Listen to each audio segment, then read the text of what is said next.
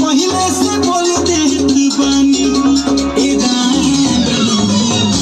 झूल के गरमी भइल बा जवानी, झूल के गरमी भइल बा जवानी।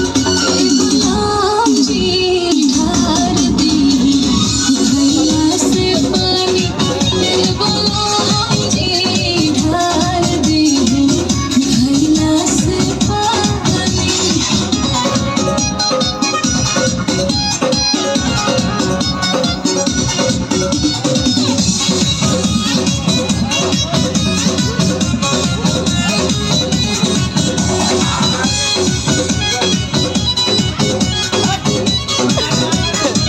नहीं खतरा बढ़ावा तू जान के ए रानी बेमतलब के जैसे बिच्छी मरल काला दिला, राजा सही बदनवा ठबके।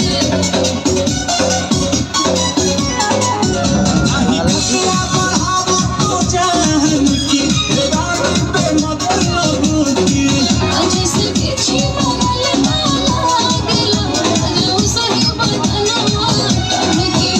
आज तोरत बड़ू परेशानी ए झूल के गरमी भइल बा जवानी, झूल के गरमी भइल बा जवानी। ए गुलाम जी ढार दी भैया से पानी, ए गुलाम जी ढार दी भैया से पानी।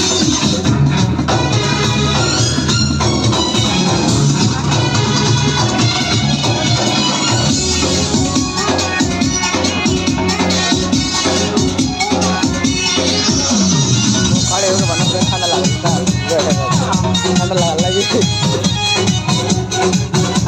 खरा खाया चढ़ा बांध के ना घाटे के रहबू ना घर के रावतानी चका चका हाथ करो। चाची मोर साड़ी के चरा सदके।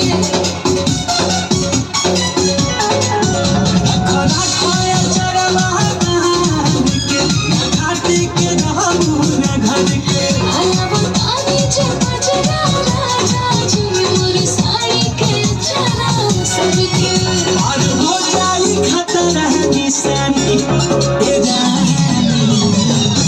झूल के गरमी भइल बा जवानी, झूल के गरमी भइल बा जवानी। ए गुलाम जी ढार दी भैया से पानी, ए गुलाम जी ढार दी